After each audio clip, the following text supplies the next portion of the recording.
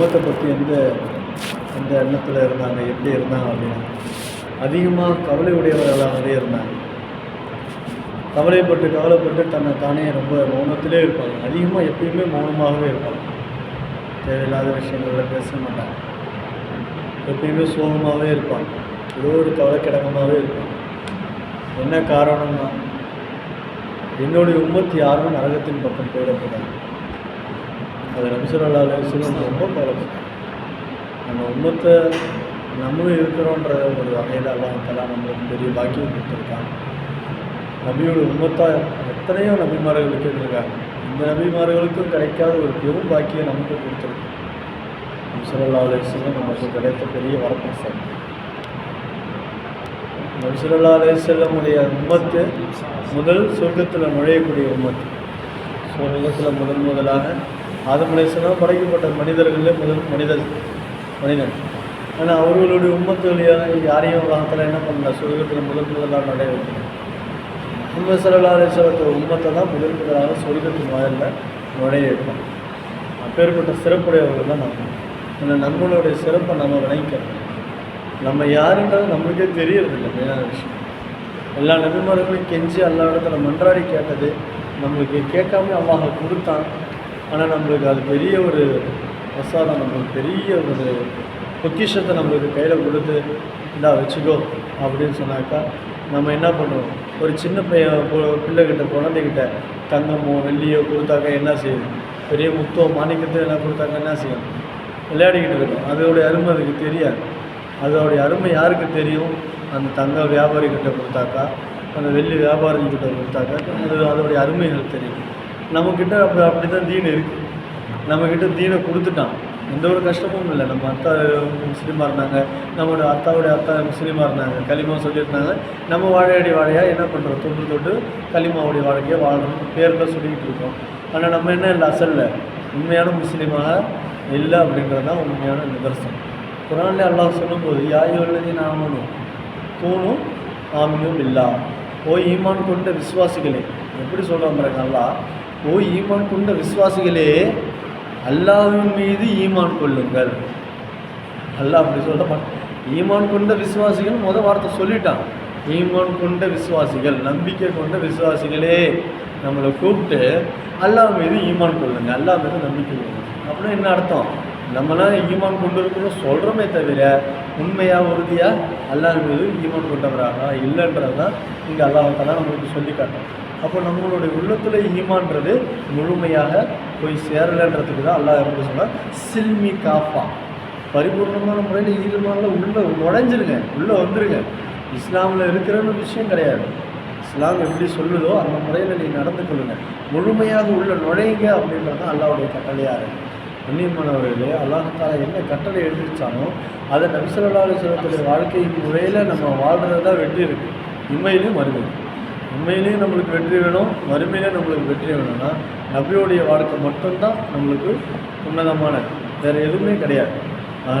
நம்மளுடைய வாழ்க்கையில் என்னென்ன தேவைகள் இருக்கோ அதெல்லாம் எப்படி அல்லாஹ்விடத்தில் கேட்டு பெறணும்னு ஆசைப்படுறோமோ, அல்லாஹ்வுக்கு எந்தெந்த விஷயங்களில் நன்றி செலுத்தணுன்றதை நம்ம சரியாக நினச்சி நன்றி செலுத்துறது தான் நம்மளுடைய கட்டாய கடமையாக இருக்குது. ஐவேளை தொழுகை பரவல், ஐவேளை தொழுகை பரவல். இன்றைக்கி யாராச்சும் முஸ்லீம்களை பார்த்து ஷைத்தானை நீங்கள் நேசிக்கிறீங்களான்னு கேட்டாக்க என்ன சொல்லுவோம்? ஷைத்தானை நேசிக்கிறேன்னு யாராவது சொல்லுவாங்களா? யாருமே சொல்ல மாட்டாங்க. முஸ்லீம்கள் ஈமான் தெரிஞ்சவங்களாக இருக்கட்டும், ஈமான் தெரியாதவங்களாக இருக்கட்டும், இஸ்லாத்தை பற்றி அறிஞ்சவங்களாக இருக்கட்டும், இஸ்லாத்தை பற்றி அறியாதவங்களாக இருக்கட்டும், ஆனால் ஒரு வகையில் ஷைத்தான்றவங்க யாரும் நேசிக்க மாட்டாங்க. ஷைத்தானை நீங்கள் நேசிக்கிறீங்களா? ஏன் ஷைத்தான் ஆனால் அல்லாஹ்வுடைய கட்டளைக்கு மாறு செஞ்சான். அல்லாஹ் சுஜூது செய்யணும்னு சொன்னால் இவன் நான் மண்ணால் படைக்கப்பட்ட, இது நான் நெருப்பால் படைக்கப்பட்டவன், இவன் மண்ணால் படைக்கப்பட்டான், நான் சுஜூது செய்ய மாட்டேன்னு மறுத்தான். அல்லாஹ்வுடைய கட்டளைக்கு மாறு செஞ்சதுனால ஷைத்தானான இப்லீஸ், இல்லா இப்லீஸ் அப்படின்னு குர்ஆன்ல அல்லாஹ் தஆலா இப்லீஸ்னே சொல்லிக்காங்க. அல்லாஹ்வுடைய கட்டளைக்கு மாறு செஞ்சால் இப்லீஸ் அப்படின்னு சொல்லப்பட்ட அந்த ஷைத்தானை நம்ம வெறுக்கிறோம். ஆனால் நம்மளும் அவங்க கூட சேர்ந்துக்கிட்டு என்ன செய்யணும்? அல்லாஹ்வுடைய கட்டளைகளை ஃபாலோ பண்ணுறது இல்லை. ஐவேளை தொழுகையில் அலட்சியமாக இருக்கணும். நோன்பு வச்சோன்னு சொன்னாக்கா அதோடைய பரிபூர்ணமான அமல்களை நம்ம செய்கிறோமானாக்கா இல்லைன்னு தான் சொல்ல முடியும். ஒவ்வொரு அமல்களையும் அல்லாஹ்வுடைய கட்டளைகள் இருக்குது. அந்த கட்டளைகளை சரியாக செய்கிறோமானாக்கா நம்ம யோசித்து பார்த்தோம்னு சொன்னாக்கா 100% இல்லை, 1% கூட நம்மளால் ஒரு அணுவளவு கூட சரியாக செஞ்சுருக்க முடியாதுன்னு நான் நினைக்கிறேன். கண்ணியமானவர்களே, அப்போ நம்மளை சீர்திருத்துறது தான் இங்கே வேலை. இந்த தாவத்துடைய வேலை எதுக்குன்னு சொன்னாக்கா அப்படியே இஸ்லாஹ்னு சொல்லுவாங்க, தன்னைத்தானே சீர்திருத்தம் செய்து கொள்வது. எப்படி சீர்திருத்தது? ஹதீஸில் பெருமானார் ஸல்லல்லாஹு அலைஹி வஸல்லம் சொல்லுவாங்க, நல்லா கவனிச்சு பாருங்கள். நபி ஸல்லல்லாஹு அலைஹி வஸல்லம் சொல்கிறாங்க, ஜதிது ஈமானுக்கும், உங்கள் ஈமானை புதுப்பித்து கொள்ளுங்கள். எப்படி சொல்கிறாங்க நபி ஸல்லல்லாஹு அலைஹி வஸல்லம்? உங்கள் ஈமானை புதுப்பித்து கொள்ளுங்கள் அப்படின்னு என்ன அர்த்தம்? எப்படி நம்மளுடைய ஆடைகள் படைசாகிறதோ, நம்மளுடைய ஒரு இடத்துல வீட்டு ஃபைட் அடிக்காமல் இருந்தோன்னா படைசாகிறதோ, நம்மளுடைய வாகனங்கள் துடைக்காமல் இருந்தோன்னா படைசாகிறதோ, அதே போல் நம்மளுடைய ஈமானும் பழைசாகும். அது நபி ஸல்லல்லாஹு அலைஹி வஸல்லம் சொல்கிறாங்க, ஜதிது ஈமான், உங்களுடைய ஈமானை புதுப்பித்து கொள்ளும். சஹாபாக்கள்லாம் கேட்குறாங்க, யாரை சொல்லலாம், கைப்பண்ண ஜதிது ஈமானா, எங்களுடைய ஈமானை நாங்கள் எப்படி புதுப்பிக்கிறது அப்படின்னு சொல்லும் பொழுது நபி ஸல்லல்லாஹு அலைஹி வஸல்லம் எப்படி சொல்கிறாங்கன்ற வார்த்தைக்கு வழங்கணும். அக்ஸிரு மின் கௌலி லா இலாஹ இல்லல்லாஹ், லா இலாஹ இல்லல்லாஹ் என்பதை அதிகமாக சொல்லுங்கள். லா இலாஹ இல்லல்லாஹ்ன்றதை அதிகமாக சொல்லுங்கள். கவனிச்சு பாருங்கள், இதில் என்ன வந்திருக்கு? அக்ஸிரு மின் திக்ரி லா இலாஹ இல்லல்லாஹ்னு சொல்லப்படலை. லா இலாஹ இல்லல்லாஹ் அதிகமாக திக்ரு செய்யுங்க. அக்ஸிரு மின் கௌலி அக்ஸிரு மின் தஸ்பீஹ் லா இலாஹ இல்லல்லாஹ்னு சொல்லலை. தஸ்பீஹ் செய்யுங்க, துதி செய்யுங்க. லா இலாஹ இல்லல்லாஹ், லா இலாஹ இல்லல்லாஹ், லா இலாஹ இல்லல்லாஹ் துதி செய்யணும் சொல்லப்படலை. லா இலாஹ இல்லல்லாஹ் அப்படின்னு திக்ரு செய்யணும்னு சொல்லலை. இங்கே என்ன சொல்லியிருக்காங்கன்னு சொல்லாது, மின் கௌலி சொல்லுங்க. கௌல்னா சொல்லுங்கன்னு அர்த்தம்.